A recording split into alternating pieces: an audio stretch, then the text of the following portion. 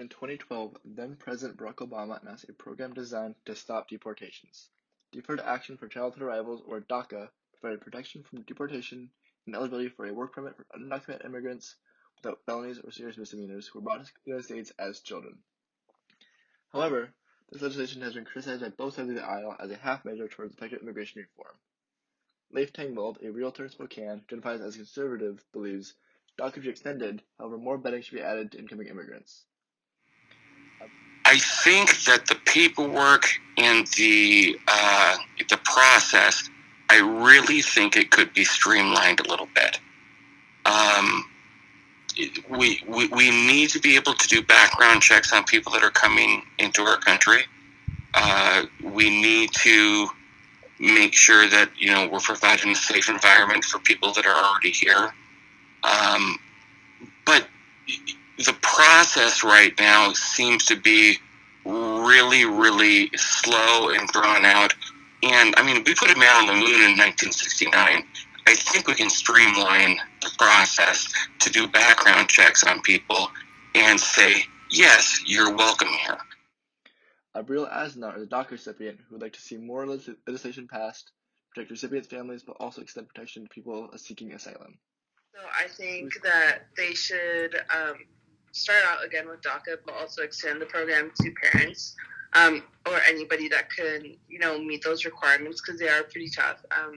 I think that anybody that does meet those requirements should be able to become a working citizen of the United States. I also think that they should really their asylum laws specifically, because their asylum laws have been really unfair. And I think people of color now, with the new laws that they do have in place,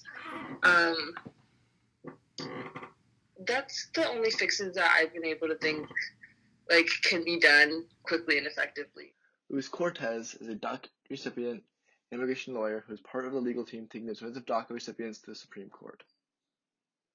When President Obama became president in his first term, so up until 2012, he from 2008 to 2012, one of the things that President Obama did during his first term is that he made a very well orchestrated deportation machine.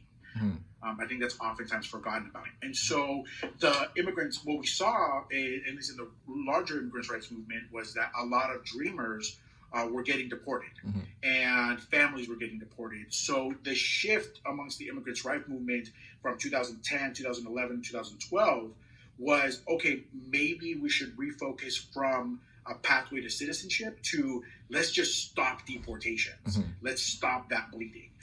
By 2012, President Obama was already well on his way to set record numbers on the amount of deportations.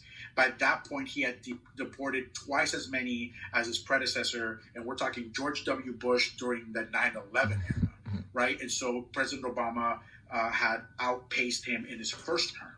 So when the movement shift in order to stop deportations, it was just that, to stop the deportations as much as possible. Whether you're a DACA recipient or not, immigration reform hits close to home.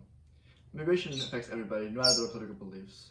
Spokane, Washington, from Mirror News 8, I'm Alex Viviano.